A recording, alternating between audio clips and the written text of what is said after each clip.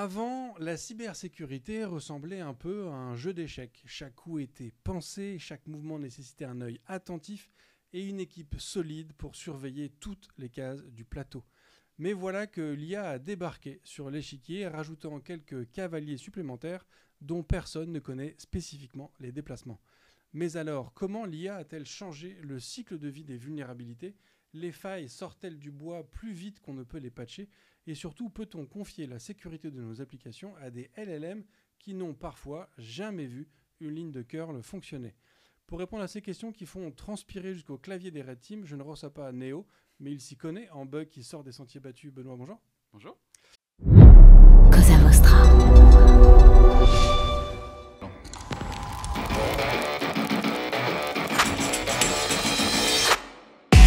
Bonjour, je suis Bruno Soulez, je suis un dev, D-E-V, pour différents, extraordinaires et visionnaires. Bienvenue dans If This Then Dev, le podcast qui veut résoudre le problème avant de passer au dev. Chaque semaine, je recevrai un expert pour décoder un sujet ou une tendance de notre formidable métier d'artisan du numérique. Sans en faire un tuto, nous parlerons d'une techno ou de notre quotidien de dev. Une discussion sans boucle, sans condition, mais compilée, afin d'en comprendre tous les éléments avant de passer au dev. Ce podcast est une production Cosa Vostra, où nous codons comme nous accompagnons nos clients, en étant différents, extraordinaires et visionnaires. Alors Benoît, est-ce que tu peux te présenter pour les quelques personnes qui ne te connaissent peut-être pas ? Ouais. Donc moi c'est Benoît, j'ai 38 ans, je suis dev depuis à peu près 15 ans maintenant. Aujourd'hui, je suis CTO et cofondateur d'une boîte en sécurité, application security, qui s'appelle Compte-vous, où on fait de la vulnerability management IA. Okay. Et c'est la deuxième boîte dans le domaine de la sécu dans lequel je bosse, donc c'est un domaine qui est fascinant. Parce que Alors, la cyber, c'est effectivement un sujet qui est fascinant. On a déjà fait quelques épisodes autour de ça. C'est vrai qu'il y a un côté un peu... je ne sais pas si tu le perçois, mais dans le monde des développeurs et développeuses, il y a quand même parfois une impression que le monde de la cyber, c'est un peu une élite. Tu vois, des gens un peu spéciaux, qui ont des idées un peu folles, puis tu en as aussi qui sont juste là pour te mettre des murs partout et t'empêcher de bosser. Mais ce que je trouve intéressant, donc, tu viens de nous le dire, c'est la deuxième boîte que tu as créée dans ce monde-là. Et c'est ce que tu m'avais proposé comme épisode, c'est la différence, ce que l'IA a apporté voilà, ce que ça a changé dans la création d'une boîte, d'une boîte cyber. Donc, pour commencer simplement, est-ce que tu pourrais nous raconter un peu avant l'IA, ça ressemblait à quoi de créer une boîte dans le monde de la cybersécurité ? Ouais, donc ouais, la cybersécurité, oui, c'est un domaine d'expertise, mais il y a plein de domaines d'expertise, la base de données et autres. La sécurité, c'est souvent trouver des bugs à des endroits à la frontière des systèmes. Et du coup, c'est pour ça que c'est intéressant, parce que tu vas aller ouvrir des trucs à droite, à gauche, et tu as besoin de comprendre, d'ouvrir le capot. Moi, j'aime bien dire ouvrir le capot de deux systèmes en même temps pour dire, ah ouais, mais en fait, quand lui, il fait ça, lui, il comprend pas forcément. Et donc, oui, il y a des gens qui sont exceptionnels et qui disent la matrice en clair. J'en connais quelques-uns, pas moi. Moi, je lis pas la matrice. Mais il y a beaucoup... Il y a aussi des gens qui vraiment sont sur la sécu un peu administrative, gouvernance, machin, qualifié, standardisé. Et la première boîte sur laquelle j'étais, on était sur de l'application aussi déjà, où en fait, donc tu es quand même dans un domaine, tu as besoin d'aller comprendre comment une app marche, comment elle fonctionne. Ce qu'on faisait à l'époque, on faisait de la protection. D'ailleurs, tu avais reçu notre CTO à l'époque, JB Avia. Je sais pas quel numéro d'épisode, malheureusement, désolé. Mais, alors, en fait, JB était venu sur 2 épisodes. Okay. On en a fait 2. Il y en avait un notamment où il nous avait raconté justement une faille qui était dans Screen, l'entreprise qu'il avait effectivement confondée à l'époque. Et t'évoquais ce truc où tu as deux systèmes qui communiquent. Et ce qui était assez fou dans cette faille que lui évoquait, en fait, c'était un alignement de 3 planètes. De 3 planètes. En fait, il y avait 3 failles qui exploitaient dans le bon sens, dans le bon ordre et dans une bonne séquence. Qui faisait une faille, ce qui signifie quand même un niveau de complexité assez élevé. Quand même. Ouais, un peu abyssal et qui du coup est pas forcément facile à exploiter derrière. C'est ce qui est un peu on en reparlera après, mais c'est un peu ce qu'on fait chez nous là. Et du coup le avant-après, en fait avant t'as vraiment besoin de déjà comprendre beaucoup plus comment marchent les choses. Oui, tu vas toujours écrire beaucoup de code, tu as besoin d'être un peu plugué dans le système tout le temps, de suivre tout ce qui se passe, machin. Aujourd'hui, en fait, summariser de l'information, faire des résumés, tout ça, l'IA marche vachement bien. Et donc, en fait, pour moi, c'est un démultiplicateur de puissance. Si tu fais n'importe quoi, avec de l'IA, tu feras toujours n'importe quoi.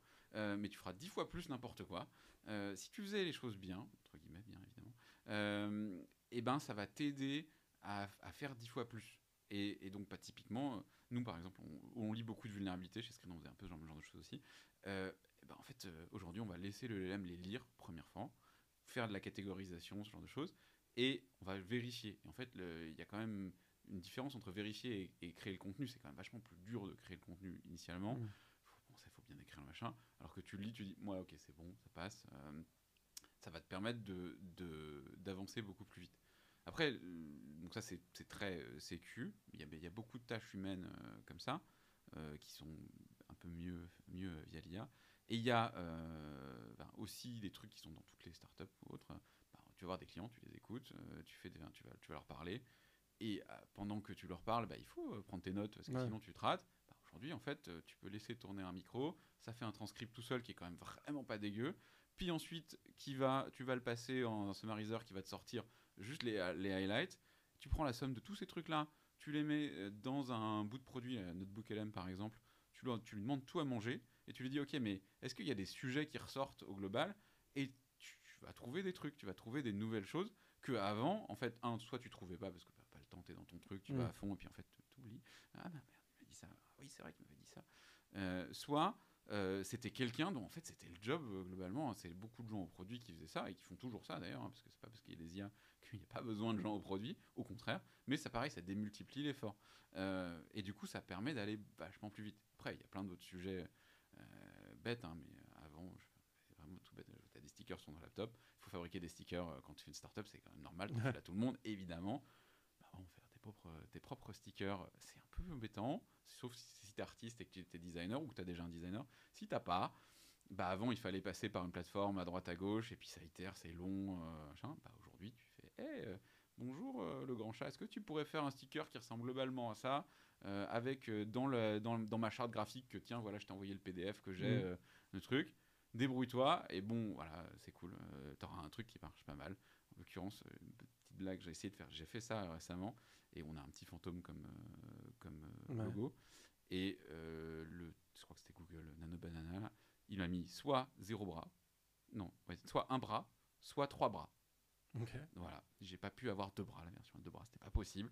Et donc, on n'est pas encore au dernier moment. Mais voilà, ce genre de choses fait qu'en fait, aujourd'hui, et d'ailleurs on le voit avec toutes les startups IA enabled, tu peux arriver à aller vraiment très loin avec moins de monde parce que tu te démultiplies à coup d'AI.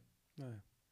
Alors, sur une bonne partie de ce que tu décris, c'est des choses qui s'appliquent effectivement à tout type de startup, pas uniquement dans le monde de la cyber, parce que la notion de sticker, voilà, pour le coup, il n'y a pas que les applications cyber qui en ont besoin.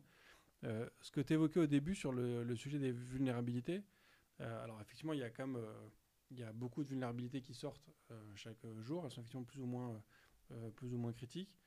Il y a toujours le sujet en fait sur les IA, sur leur capacité à est-ce qu'ils vont halluciner ou pas, est-ce que leur catégorisation elle est effectivement valide ou pas. Comment est-ce que vous assurez que ce premier filtre ou ce premier tri qui est fait de manière pertinente, parce que c'est quand même assez critique pour vous quand même. Alors nous on fait donc du vulnerability management, c'est le cycle de vie de la vulnérabilité, et donc en gros c'est toutes les étapes qu'il peut y avoir dans la vie d'une vulne, entre elle a été trouvée à elle est connue, elle est publiée, elle est vue, tu la crèves dans ton système, tu la remédies à la fin, et à la fin t'es ok, c'est bon, on est fixé, et puis problème. Et il y a un moment ou un autre, nous on est beaucoup là aujourd'hui au commencement dans l'AppSec, dans le triage, et donc en fait c'est des vulnérabilités qui sont connues, elles ont été publiées, et donc t'es sûr qu'il y a une vulnérabilité qui existe in the wild, elle a été connue. Est-ce que chez toi elle s'applique? C'est une très bonne question. Et c'est typiquement ce que nous on va faire avec Akudia et autres. Mais ça te permet aussi de caler le modèle sur quelque chose. Parce qu'en fait, c'est pas, il va complètement halluciner et dire tiens, regarde-moi ce bout de code, combien tu vois de vulnes? Là, globalement, tu es un peu en train de donner le bâton pour te faire battre. Et c'est plutôt, je sais que ce truc-là existe. regarde ce truc-là, est-ce que tu penses que ça s'applique? Est-ce que les conditions sont réunies pour ça? Et donc, pars de cet anti-sèche, entre guillemets, pour arriver à qualifier ce qui se passe. Et donc ça, c'est dans le triage. Hein. Bien sûr, il y a aussi trouver de la vulne, où justement tu donnes potentiellement le bâton à faire battre, mais c'est pareil. Tu peux aussi dire, oui, mais en fait, ce que je cherche, moi, je suis habitué, je sais que y a des rideaux sans JavaScript, il y a des SQL injection, il y a ces trucs-là. Voilà la définition de ce que c'est. Regarde si mon code n'a pas ce genre de problème. Et là, l'IA, en fait, elle va quand même vachement moins halluciner. Tous les reasoning models, en fait, quand tu leur donnes à manger, que en gros, tu démarres un petit peu le contexte, ça continue, ça suit. Tu vois, ça va aller dans la. Ça va pas partir n'importe où et va dire ah non, mais en fait, t'as un gros problème de, je sais pas, chez l'injection. Ouais. Voilà. Mais donc, ça veut dire que sur ce que vous faites chez Convu, Ouais. c'est que vous n'avez pas de. C'est pas une analyse du code pour essayer de trouver dans le code des choix d'implémentation qui potentiellement ouvriraient des portes particulières. C'est d'aller vérifier l'ensemble des composants, plugins, librairies qu'on peut utiliser pour voir s'il y a des vulnérabilités découvertes sur ces éléments-là. Ouais, ce bout de domaine de la sécu s'appelle le Software Component Analysis, SCA.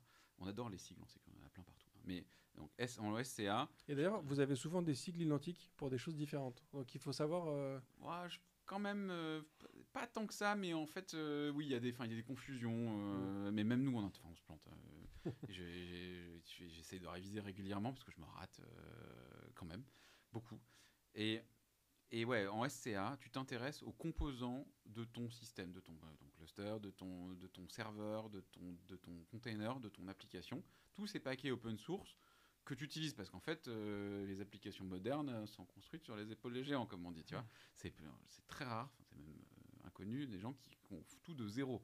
Parce que tout le monde a un operating system sur son serveur. Machin. Et du coup, il faut t'intéresser à, oui, mais est-ce que tu es bien à jour? Parce qu'en fait, dans du vieux code, potentiellement, quelqu'un il a trouvé un truc qui va pas et il a été corrigé depuis. Et il faut te mettre à jour, mettre à jour tes correctifs.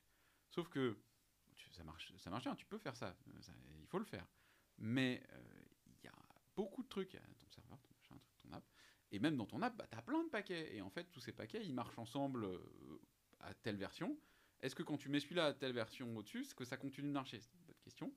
Et donc, il y a un risque à mettre à jour de casser ton truc. Donc, pour le faire, il faut quand même... Si tu dois le faire, il faut le faire pour une bonne raison dans l'idée. Plus il y en a plein, il n'y a pas tant de... Enfin, il y a beaucoup de devs, mais il n'y a pas tant de security officer. Et la personne qui va qualifier, normalement, c'est le security officer plus que le dev. Et donc, du coup, en fait, tu es un peu en train de courir dans tous les sens et de dire, mais quel je prends?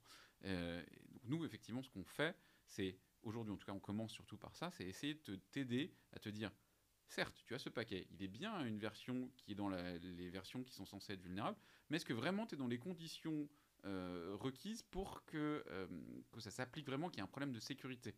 Parce que c'est pas parce que tu as le paquet que tu as un vrai problème de sécurité. Ça se trouve, tu n'appelles jamais la fameuse fonction dans le paquet qui a un problème. Si tu l'appelles jamais, il n'y a pas de problème finalement. Je vois. Voilà. Ou c'est une faille, c'est écrit, ouais, c'est une faille Windows. Ouais, mais toute ma prod, elle est sur Linux ou sur Mac.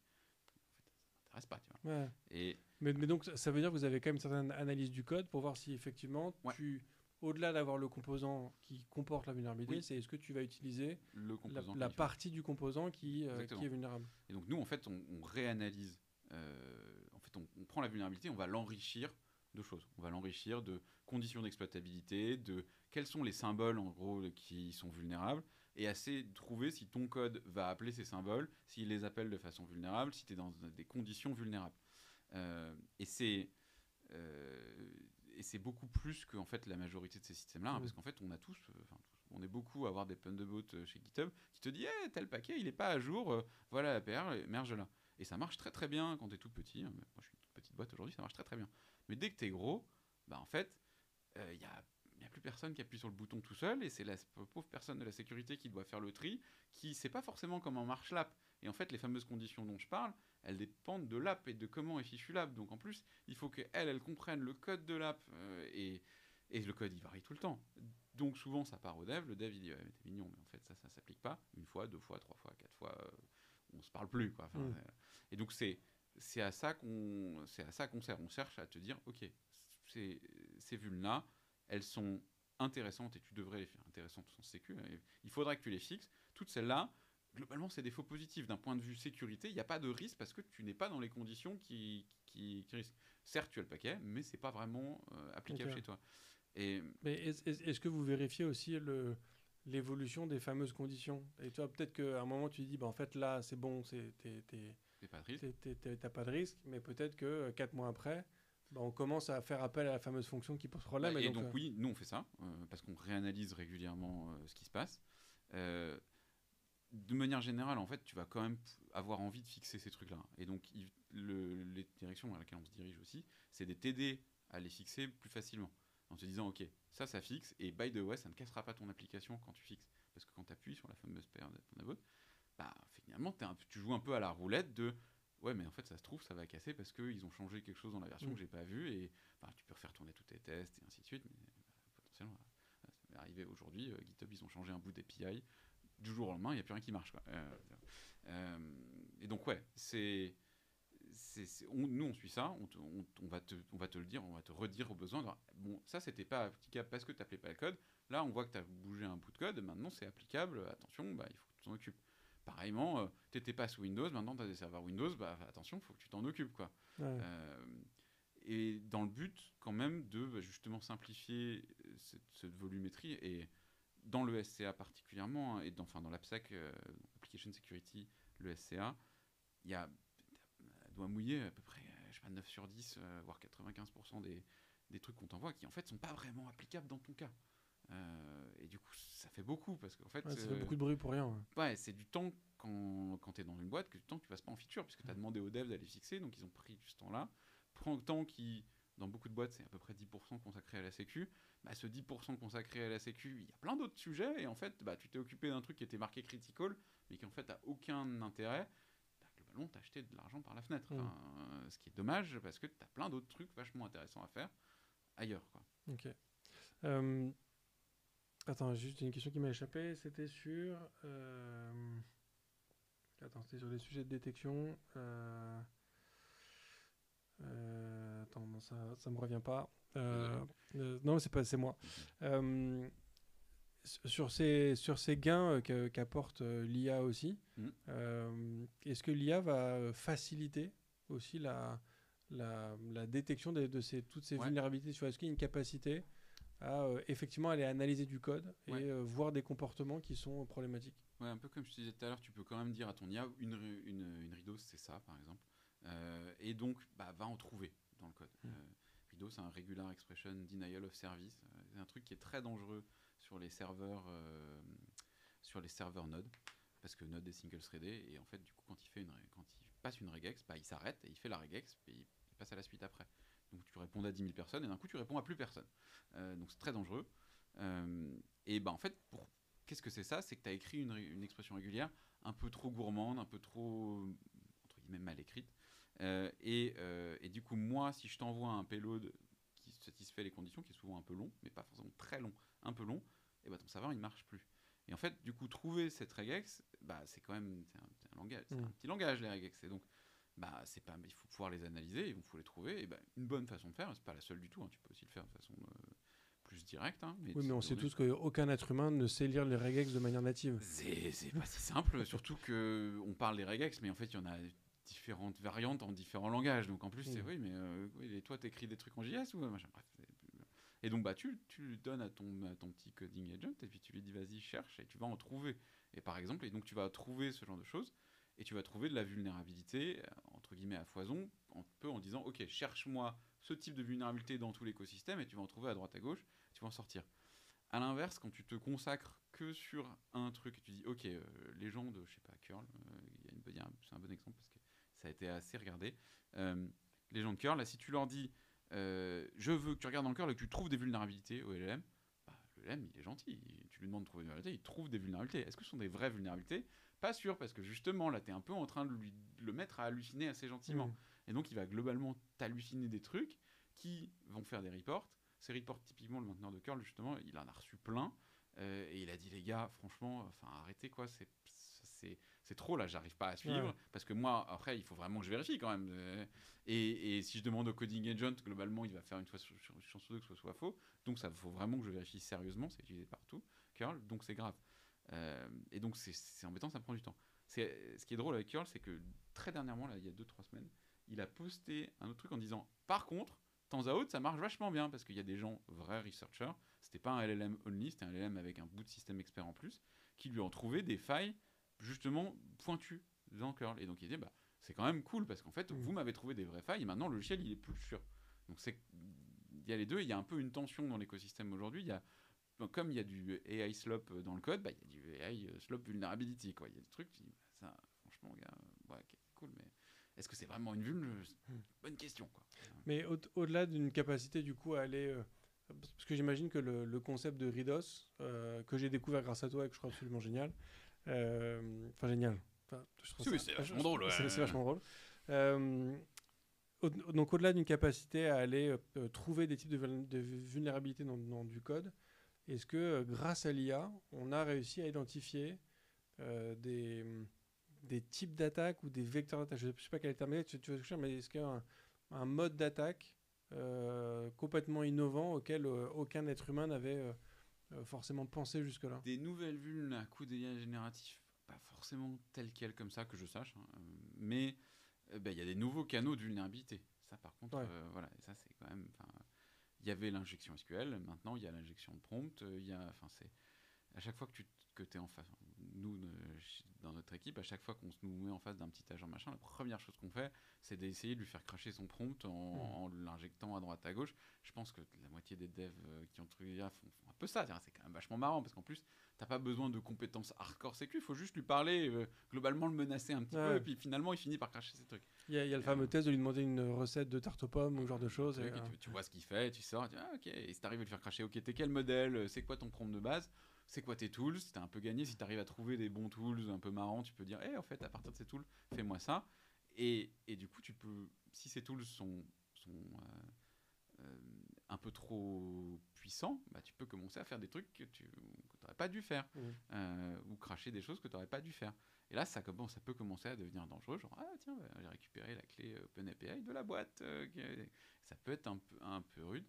Et ça, en fait, c'est un peu une éternelle redite, parce que typiquement, l'injection dans le prompt, c'est un peu l'équivalent de notre injection SQL qu'on avait avant. On mélange dans le même bout de morceaux de texte de la commande et de la donnée des trucs qui ne devraient pas être interprétés et des trucs qui donnent des ordres. Et en fait, comme on les met ensemble, au bout d'un moment, il y a un peu mix et puis du coup, on ne sait pas qui fait quoi. Et c'est mal, et ça finit mal. Et c'est un terrain de jeu pour ceux qui veulent... C'est un bon terrain de jeu. C'est un bon terrain de jeu. Pour revenir du coup sur ce que vous faites chez Convoo, du coup vous êtes intégré dans la CI et du coup tu vas bloquer une mise en prod. Alors, non, nous on fait pas ça. C'est ce que fait ton SCA par défaut, ton système SCA par défaut. Nous chez Convoo, en fait on refiltre ce que te donne ton SCA. Donc on vient t'aider à dire si oui ou non ce truc-là est vrai. Et donc souvent, un SCA, il y a plusieurs façons de l'intégrer. Il y a ce truc-là, sur la PR, si tu me mets un nouveau paquet et qu'il est pourri, j'en veux pas. Et donc je te bloque. Et si tu fais ça mal, effectivement, tu commences à bloquer tous les devs et tu te retrouves avec une armée de devs à ta porte en disant, on peut plus travailler, c'est pas terrible. Ce qui se passe beaucoup plus souvent dans les boîtes, c'est qu'en fait c'est un scan régulier, c'est-à-dire toutes les nuits, on fait tourner sur la branch main un truc qui te donne un rapport et qui te dit, en fait tous ces trucs-là, il y a des failles. Et du coup, il faudrait corriger. Un petit truc intéressant avec le SCA qui est différent de beaucoup d'autres types de vulnérabilités, c'est que c'est des vulnérabilités qui apparaissent. Tes devs, ils ont fait bien le travail, ils ont mis le bon paquet, ça va. 6 mois après, il y a quelqu'un qui trouve une vulnérabilité, ton code il est en prod, et maintenant il y a une vulnérabilité dedans. Mais avant, il n'y avait pas de vulnérabilité, il marchait elle était là de façon latente, mais elle n'était pas découverte. Et donc maintenant, il y a un problème, et donc maintenant, il faut revenir retravailler le code, et donc il est déjà en prod. Donc bloquer la CI des gens parce qu'il y a un truc qui est là depuis 6 mois, c'est un bon moyen de mettre tout le monde à dos. Effectivement. Voilà, dans une boîte. Mais du coup, nous, ce qu'on vient faire, c'est te dire, oui, en fait, dans ton rapport, là, certes, ton SCA initial t'a dit, ça, il faut s'en occuper, c'est grave, il est dans la version critique. Par exemple, c'est un Ridos, tu vois. Ok, c'est un Ridos, il faut s'en occuper. Sauf qu'en fait, nous, on va regarder ton code et on va dire, ouais, mais ton code, c'est un front-end. C'est un dashboard, parce que beaucoup de gens font du front en JavaScript, moins de gens font du Node, quand même pas mal, mais moins de gens font du Node. En fait, un rideau dans le front-end, du coup, tu vas bloquer un tab.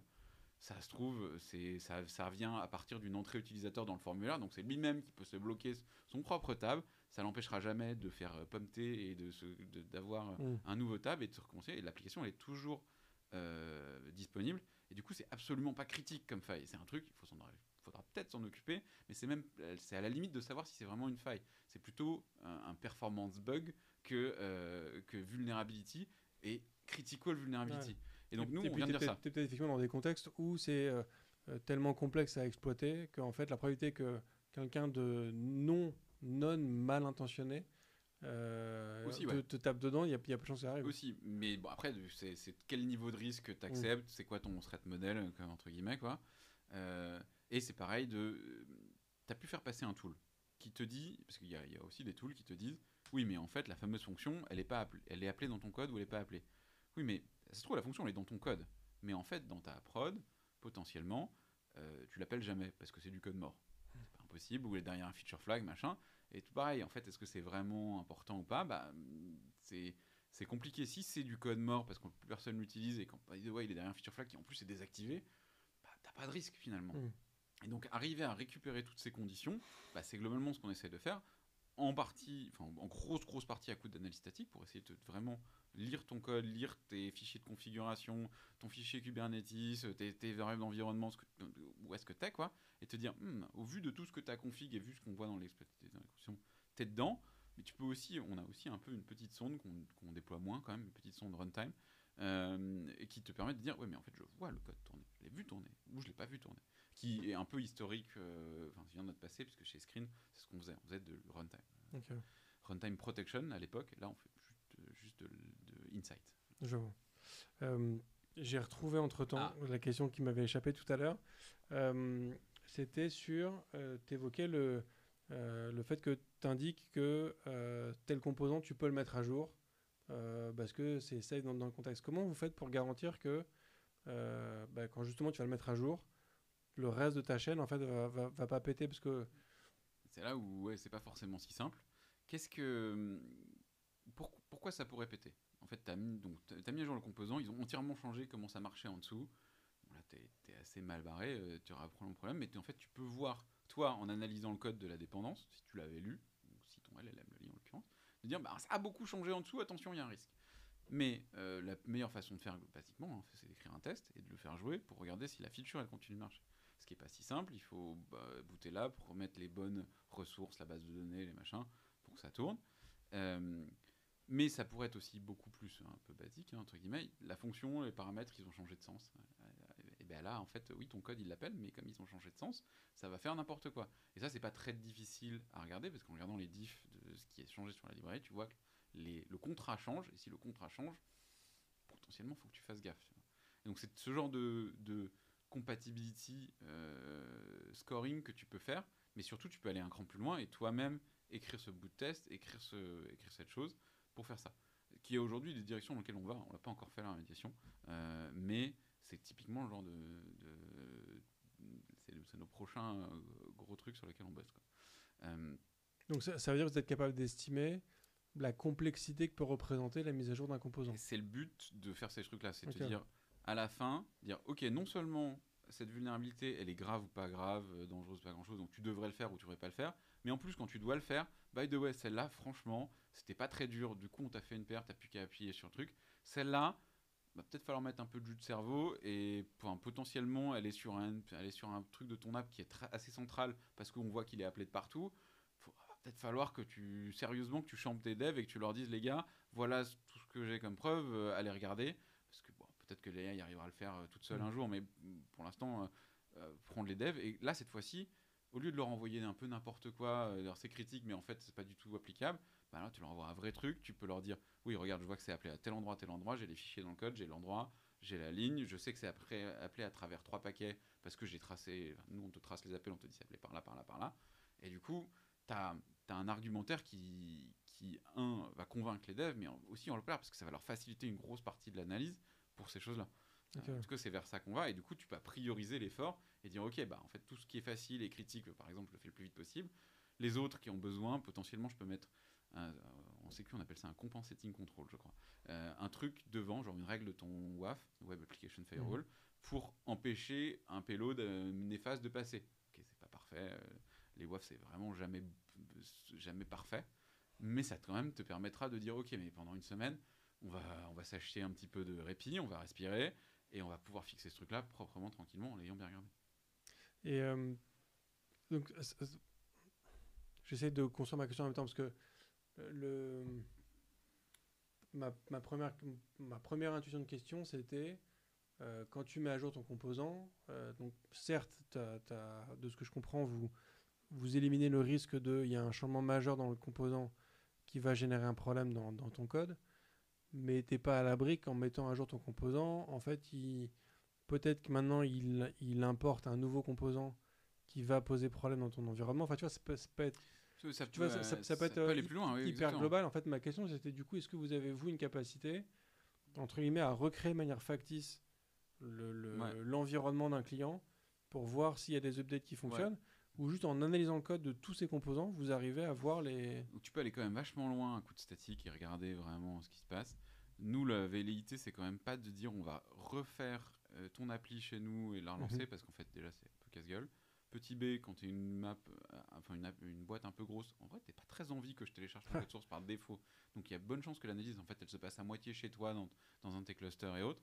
Mais par contre, en fait, t'as déjà une suite de dev, t'as déjà une CI, en fait.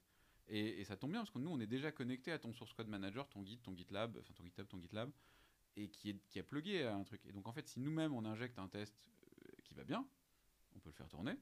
Dans ton infra, c'est déjà fait. Et ça va directement nous donner une réponse en disant bah oui, ça marche pas.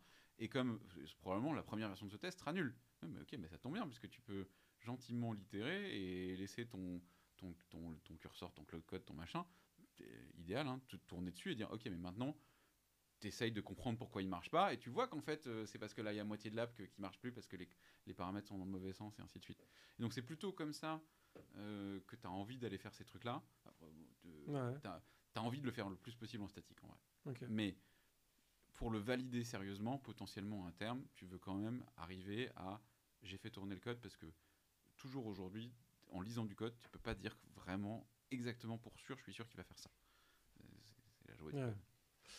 Mais ce que je trouve intéressant dans ce sujet-là, où du coup tu vas réussir à analyser effectivement ce nouveau composant et son comportement, c'est que, alors à moins que vous ayez un LLM révolutionnaire que personne n'a, mais en général, tu as une context window qui est quand même restreinte par rapport à une taille de codebase, surtout qu'on t'a souvent pris l'exemple de Node.js, où on sait que quand tu appelles un paquet Node.js, t'en as tout plein qui arrive avec, donc ça t'expose ta context window. Donc ça veut dire que vous êtes obligé de quand même de entre guillemets morceler l'analyse. Comme tu nous as indiqué cette notion de chemin, ça veut dire que dans ma première réflexion que j'ai sur ce que tu me dis, c'est qu'en fait, vous êtes quasiment obligé de reproduire une notion de runtime pour voir effectivement les imbrications des différentes choses. Quand on fait du triage, là justement, ce qu'on fait là, effectivement, si tu donnes tout le code à un LLM, il va te dire « Oula, bah, ça rentre pas ». Tu peux utiliser ce que nous on fait, hein. En fait on n'a pas un workflow, on met pas tout dans le contexte d'une et on lui demande de se débrouiller. On fait un agent avec une tool calling loop au sens des gens d'Anthropic là. Donc c'est une boucle for ou une boucle while si tu veux, hein, qui dit j'envoie ce truc là à LLM et je lui donne la possibilité de me répondre des ordres, des tools. Et s'il m'en renvoie un, j'exécute cet ordre et je remets le résultat dans la context window pour lui donner pour la suite. Et je m'arrête quand le LM arrête de me donner un ordre et il me dit j'ai fini, je suis content de moi. Voilà. Et donc on fait ça. Mais même en faisant ça, en fait, quand il y a beaucoup de paquets, le LM il fait ah ouais, mais il y a beaucoup de boulot là quand même. Je vais dire que je sais pas, ça m'a l'air plus simple comme réponse. Et du coup, bah, tu peux assez lui dire non mais gars, arrête de dire machin. Ça suffit pas. Et donc effectivement, nous à partir de la donnée qui est en fait dans ton app et de ton manifeste, hein, dans ton manifeste de paquet, il y a écrit j'utilise telle version du logiciel. Dans le package manager, enfin dans le package repository, il y a écrit oui mais telle version en fait elle dépend de telle version de paquet. Et du coup tu peux dire ok ben, je peux refaire tous les liens.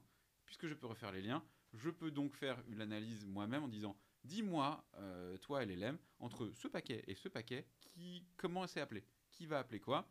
Et du coup, j'arrive à refaire le chemin de proche en proche. Ça ressemble un peu à ce que fait l'exécution. C'est une exécution qui est abyssalement lente par rapport à une vraie exécution. Hein. Mais c'est une exécution que toi, pauvre humain, quand tu fais de la qualification de vuln, c'est ce que tu fais.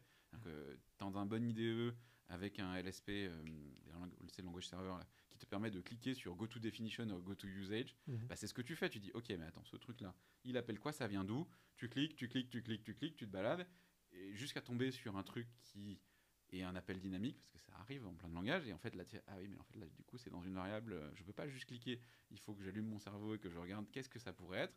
C'est justement la plus-value du LLM là-dessus par rapport à un analyseur statique de base qui fait juste que parser du code, parce que le LLM, il a une petite intuition, en gros, et qui va du coup te dire, ah oui, mais en fait, moi, je pense que ça devrait aller là, et du coup, tu vas rebrancher tes chemins, et à la fin, t'as, ok, bah voilà, maintenant j'ai des chemins, ces chemins, c'est quand même pas très gros, je te les donne à manger, je te dis, maintenant conclue, mon grand, et il te dit, bah ouais, en fait, là, t'as un problème, oui, il y a clairement un problème, je vois que t'es accessible, by the way, la fonction, tu l'appelles avec des paramètres qui n'ont pas l'air sanitisés particulièrement, dans ce que je vois dans l'application, donc c'est un vrai problème, parce que ça pourrait être, ouais, ok, t'appelles la fonction, mais en fait, tu l'appelles avec une constante. Si tu l'appelles avec une constante, à moins que t'aies mal choisi ta constante, c'est quand même pas un problème. Et ce fonctionnement aujourd'hui que vous avez, c'est uniquement via des LLM, ou est-ce que vous avez des moteurs d'IA différents, non-LLM, et est-ce que vous prenez des LLM sur étagère bête et méchant avec juste du prompt un peu, ou est-ce que c'est fine-tuné? Alors, nous, on utilise des LLM qui sont des LLM entre guillemets sur étagère, c'est des modèles d'OpenAI, Anthropic et autres, qu'on compare régulièrement pour savoir quel est le meilleur en ce moment pour faire ce qu'on fait. On les fine-tune pas aujourd'hui, peut-être qu'on les fine-tunera un jour, mais il y a quand même une vraie vérité dans ce que nous on fait de déployer des vraies grosses boîtes, et dans les vraies grosses boîtes, globalement, ils veulent pas que le code source il sorte, et donc ils veulent potentiellement utiliser leur propre déploiement de leur OpenAI et autres, et donc le fait qu'ils soient fine-tunés serait un problème, parce qu'ils n'auront pas ton fine-tuning du truc. Tu pourrais te débrouiller pour faire déployer le machin, mais enfin, ça commence à devenir abyssal. Donc le plus possible, enfin le moins on a besoin de fine-tuner, le mieux on se porte, plus on peut utiliser des trucs sur étagère. C'est la façon dont on les appelle, et c'est cette tambouille de comment est-ce que tu fais ces appels qui sont importantes et qui vont être un peu différenciants, et qui sont aussi différenciants de ce que toi tu peux faire, parce que tu es AppSec, tu peux demander à Claude de t'écrire un truc qui qualifie les vulnes, ça marche aujourd'hui, pourquoi pas. Mais en fait, c'est pas si simple justement, et c'est un peu profond, il faut y passer un peu de temps, et ça tombe bien, c'est ce que nous on te propose. Mais sinon, le tool calling loop, c'est vraiment une tool calling loop, et dire, il a 3 tools, le LLM, c'est lit des fichiers, lit des dossiers et fait des greps. Globalement, il y a quelques autres tools en vrai de parsing de langage un peu plus avancés, mais conceptuellement, c'est vraiment juste ça. C'est un agent, certes, mais c'est pas un agent qui fait de la modif, c'est un agent de lecture. Donc en plus, c'est vachement plus sain et facile, et il y a moins de chances que ça parte n'importe où, que ça fasse n'importe quoi. Ce qui n'empêche pas que quand nous qui faisons ton analyse, elle est isolée dans dans un truc complètement temporaire, dans un compte AWS différent, enfin un truc. C'est quand même un truc, on ne sait jamais où ça peut partir, donc tu fermes, quoi. Mais ultimement, moi c'est ce que j'aime bien dans la sécu et dans les startups en DevTool, c'est très souvent c'est avec ces vieux pots, c'est des technologies, hein, vraiment, des technologies classiques que tu utilises de façon différemment, un peu avancée, que tu fais des trucs qui sont vraiment marrants et très très cool. Et à quelle mesure, parce que j'imagine que parfois il y a quand même besoin de valider, enfin tu vois, t'as un retravail humain.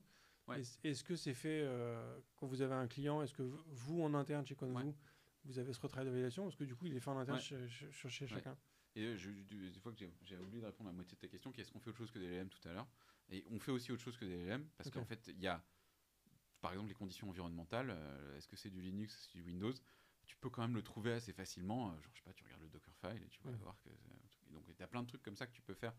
Le LLM, moins t'en fais, mieux tu te portes en termes d'hallucination potentiellement. Mais ça n'empêche pas qu'en fait, la versatilité de ce qu'on fait, les vulnes, il y en a plein, il y en a de plus en plus, fait qu'en fait, tu peux pas non plus tout générer ou tout écrire toi-même. En fait, c'est d'ailleurs comme ça, pour ta première question, quelle est la grosse différence entre une boîte dans la sécu avant-après? en fait, avant, il y avait beaucoup plus d'humains pour fabriquer tous ces bouts de règles qu'aujourd'hui. Et donc, du coup, ouais, Pardon, j'ai oublié la fin de ta question, excuse-moi. La deuxième question, c'était sur est-ce que vous avez besoin de faire une revalidation humaine Ouais, la de revalidation certains humaine. éléments? Oui et non. Alors qu'en fait, on va surtout valider les conditions d'exploitabilité, comment est-ce qu'on a bien compris la vulne, est-ce qu'on a bien enrichi toute la donnée, pour pouvoir ensuite faire tourner l'analyse, parce que nous, en fait, interne à Convo, on n'a pas accès au code du client, on veut surtout pas lire ton code. Donc non, on pourrait te proposer du service et dire on a quelqu'un qui peut le faire pour toi, mais en fait, ce qu'on te vend, c'est un LLM pour le faire, et donc le but, c'est qu'il le fasse pas et qu'il hallucine pas. Et en vrai, reasoning model, à qui tu demandes des preuves, gros truc important, tu lui demandes des preuves et tu lui dis ok, si tu vois quelque chose, tu me dis exactement, et ça tu peux quasiment automatiquement valider cette preuve. Tu peux, soit avec un autre LLM, soit même juste en disant ok, est-ce que dans la ligne 42 il y a bien le bout de texte qui me dit qu'il y a, tu vois. Et ça te permet déjà de vraiment caler ton truc beaucoup mieux. Après, on rappelle que ce qu'on fait avec Convo là, c'est d'aider au triage, et entre guillemets la concurrence, c'est un humain. C'est un humain qui devait faire ça, qui fatigue, et donc potentiellement on va se tromper, c'est complètement possible. Hein. Mais déjà on fait tout pour que ça n'arrive pas, on évolue en permanence le système pour que ça arrive de moins en moins, mais c'est des systèmes entre guillemets intelligents, experts, et donc de temps à autre c'est un peu diffus. En sécu souvent, parfois c'est un peu genre sur la ligne de ouais t'es vraiment sûr, je suis pas complètement sûr. Et donc ce qu'on cherche à faire, c'est un rapport pareil que l'humain va pouvoir vérifier, parce qu'en fait ces gens-là, ils ne faut pas les virer, au contraire, ils ont plein d'autres trucs à faire. Et typiquement, en fait, si, comme je disais tout à l'heure, au lieu de recréer le contenu, recréer l'analyse, si c'est juste la vérifier ou regarder si ouais, make sense, c'est bon, je suis convaincu, on peut passer à la suite. Donc c'est plutôt notre client qui a vocation à vérifier entre guillemets, mais la façon dont nous on perçoit cette chose-là, c'est plutôt il faut qu'on arrive à lui montrer qu'on est assez bon et qu'on est capable de vraiment avoir un bon taux de réussite, qui est le plus possible et qui bien sûr tend à 100%. Mais lui-même, il sait qu'en fait, il n'a jamais été parfait dans ces trucs-là. Ouais. Et à partir du moment où il arrive à se dire, ok, mais en fait, ça va me faire économiser plein de temps dans mon quotidien parce que j'ai vraiment des sujets beaucoup plus intéressants, type production security, ou qu'est-ce qui se passe quand quand le mec touche à tel formulaire, puis tel formulaire, puis tel formulaire, et en fait, il se retrouve admin. C'est ça qu'on essaye de faire. C'est mettre de l'huile dans le rouage, et typiquement d'ailleurs, je disais tout à l'heure, on réanalyse de ce qui vient d'un autre système de SCA, mais dans l'idée, on repousse aussi le finding, enfin la recommandation, c'est à fixer, c'est pas à fixer, ailleurs que dans notre système. En gros, on ne veut pas te donner un nouveau dashboard, parce que dans la sécu, c'est un peu un vrai problème. Un dashboard par produit, il y a beaucoup d'outils, ouais. Tu te perds. Donc le but ultime, c'est quand même de te dire, non, mais tu as un workflow, il marche à peu près aujourd'hui, mais tu aimerais bien qu'il marche mieux, et ben, ça tombe bien. Nous, on est une AI pour faire ça. Alors, certes, on ne fait pas tout avec de l'AI tout le temps, mais vu de loin, le but, c'est qu'on fait ça pour toi. Et on va t'aider à ce que ce soit beaucoup plus fluide et que tu puisses trouver les bons trucs et passer ton investissement sécu sur la bonne chose. Quoi. Ouais, je vois. Pour terminer, on a évoqué un petit peu tout à l'heure, enfin surtout toi, tu as évoqué l'injection de prompt, Ouais. la prompt injection, mais tu as évoqué aussi que vous aviez cette capacité en fait à voir qu'il y a qu'il y a notamment certains appels SQL ou autres qui sont non sanitized, donc qui ont besoin d'être retravaillés. Est-ce qu'aujourd'hui, on a des moyens de détecter, de faire ce même système-là sur des prompts et de pouvoir dire à quelqu'un, bah, écoute, là, ton prompt, tu es à risque parce que si quelqu'un arrive, Ouais. Alors, nous on ne fait pas du SAST, Static Application Security Testing. C'est trouver dans ton code à toi, pas celui de tes dépendances. Aujourd'hui, on ne fait pas ça. On ne le fait pas. Il y a d'autres boîtes qui le font. Et potentiellement, c'est quelque chose où on ira après parce que c'est effectivement un domaine où, classiquement, la découverte de vulnérabilité se fait à coup d'une grosse regex, en gros. Et la regex, elle est souvent un peu... ça s'applique pas, ça marche pas si bien, quoi. Et donc, du coup, retraiter les faux positifs là-dedans, c'est intéressant aussi. Mais c'est pas une activité différente, mais c'est une activité connexe, mais pas exactement la même chose, ce qu'on fait. Et ouais, c'est pareil, c'est un domaine assez fascinant aussi. Mais pour le prompt, aujourd'hui, prompt, c'est un truc écrit globalement pour un humain. Enfin, tu vois, c'est un language model. Et il y a des solutions. Je connais pas de nom, machin. Je sais qu'il y a des solutions. Il y avait un truc qui tournait il y a quelques mois là, qui était une sorte de, je crois que ça s'appelait Merlin. Tu lui envoyais des, ton but c'était de bypasser l'LM, justement de lui faire cracher des instructions. Et en fait, c'est des gens qui vendaient une solution de ça. D'accord. Et un truc qui t'entraîne un peu leur modèle, mais surtout ils arrivaient à te convaincre, ils essayaient de te convaincre que en fonction des différents niveaux de complexité un peu du chose, c'est pas si simple. Parce que évidemment, tu peux dire, bah, en fait, si quelqu'un te demande des mots interdits, les mots interdits, je sais pas, on faisait ça dans les forums quand on était plus jeune, tu sais, si le mec a écrit merde, alors on lui bannit son compte parce qu'on veut pas qu'il ait écrit merde dans le forum. Bah, c'est un peu la même chose. Genre, si le gars, tu vois qu'il fait, dans la réponse, il y a un truc qui écrit password, genre tu bloques la réponse et elle passe pas. Ça peut le faire, mais en fait, bah, très classiquement, tu vas demander au LM de faire un ROT 13 ou je sais pas quoi, et puis bah, ça sort. Et donc, du coup, il te faut des trucs qui vont essayer de comprendre ce qui se passe et l'intention derrière. Mais c'est pareil, ces machins-là, ils peuvent halluciner aussi, dans les deux sens. Ils peuvent te dire, bah, en fait, tout est faux, enfin, tout ça marche pas, et du coup, t'as une sorte de déni de service, ton machin, il marche plus, quoi. Donc, en fait, c'est pas bon.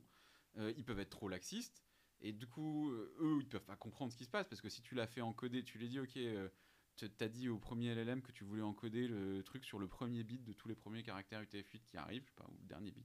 Il n'y a aucune chance qu'il le retrouve tout seul, à moins qu'il ait les deux instructions et qu'il arrive à comprendre. Mais lui-même, il ne faut pas qu'il s'auto-injecte en faisant ça. Il ne faut pas que les instructions, c'est le truc de dire non, mais si tu es un LLM, comprends qu'il n'y a pas de problème et puis passe à la suite. Donc c'est aujourd'hui pas simple parce qu'en fait, ce qui nous manque, enfin, à mon sens, ce qui nous manque dans l'écosystème, hein, et par des modèles providers, c'est pas un truc que nous on pourra faire en tant qu'humain, enfin en tant que start-up qui n'est pas en train de créer des modèles. C'est cette capacité à séparer la donnée de la commande.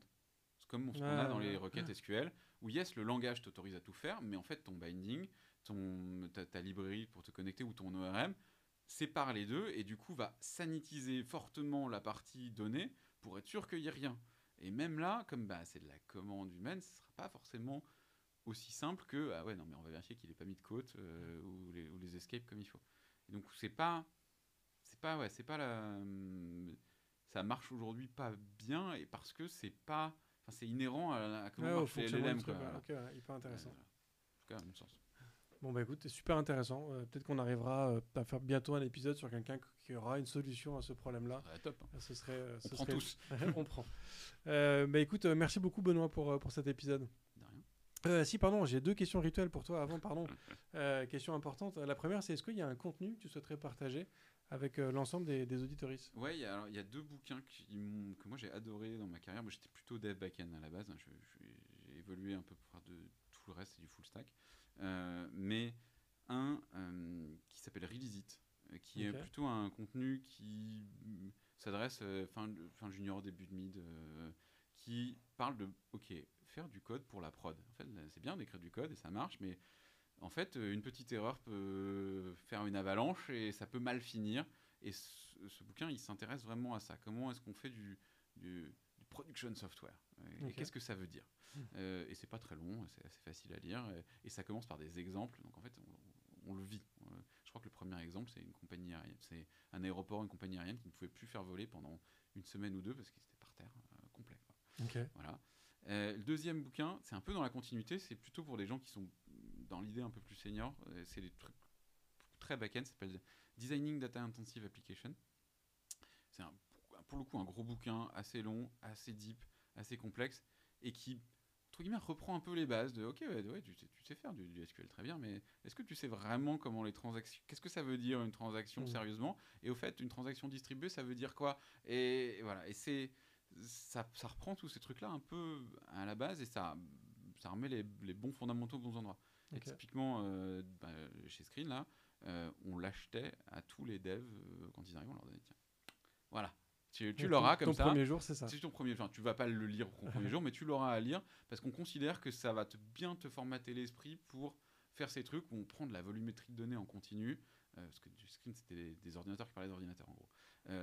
C'est dans la moindre mesure ce qu'on fait aussi chez Compte-vous. Pour l'instant, je l'ai acheté une fois dans le bureau, je l'ai pas encore mis à tout le monde. Et ça, franchement, ça remet les bases au bon endroit et ça pousse bien. Ok, canon. Et dernière question, la plus importante de ce podcast, est-ce que tu es plutôt espace ou tabulation ? Alors, c'est toujours une bonne question, pas si simple. Moi, en vrai, j'appuie sur Tab dans mon Vim, mais ça fait des espaces.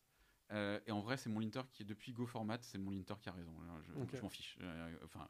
À partir du moment où j'arrive à lire le code derrière, tout va bien. Et je suis très heureux, mais moi, j'appuie sur la touche Tab, mais ça fait des espaces. Très bien. Merci beaucoup, Benoît. Merci à toi. Et merci à tous d'avoir suivi cet épisode. Merci à Jean-Baptiste de nous avoir mis en relation avec Benoît pour rendre cet épisode possible. Et merci du coup à Jean-Baptiste aussi de m'avoir mis en relation avec plein de gens, parce qu'il y a plein d'invités là qui vont arriver prochainement sur le podcast grâce à JB. Donc merci beaucoup JB. Merci à tous bien évidemment de partager ce podcast autour de vous, que ce soit auprès de devs, que ce soit auprès de gens dans l'infra ou dans la cyber, ou dans des tas d'autres métiers techniques, parce qu'on essaie d'aborder tous les sujets. Et je pense qu'on bénéficiera tous d'apprendre un petit peu le métier de tous les autres. Donc voilà, merci beaucoup. Et puis si vous avez envie de contribuer à ce podcast, de l'aider à se développer, je vous invite à aller checker le Tipeee en description pour si vous avez envie d'y participer et peut-être aussi de récolter au passage quelques goodies. Et je vous remercie beaucoup. Je vous souhaite une très bonne fin de semaine. Je vous dis à la semaine prochaine. Et d'ici là, codez bien. Merci d'avoir écouté cet épisode de If This Then Dev et merci à toute mon équipe de Cosa Vostra à la production de cet épisode. Merci aussi à Alan, Ada, Linus, Bill, Steve et Steve de nous avoir ramenés jusqu'ici. Si ce podcast vous a plu, committez-vous en vous abonnant, déployez-le autour de vous et vous pouvez aussi nous faire une petite code review en nous laissant 5 étoiles sur votre plateforme de podcast préférée. La conversation continue bien sûr avec vous sur Twitter, LinkedIn, Facebook, Instagram, chacun sa techno, @ifthisdendev ou @bibear, B-I-B-E-A-R. Vous retrouverez aussi tous nos épisodes sur notre site ifttd.io. Et enfin, si vous avez besoin d'une agence pour vous accompagner ou si vous souhaitez rejoindre une équipe tech passionnée et passionnante, écrivez-moi sur bruno@cosavostra.com. Merci à tous.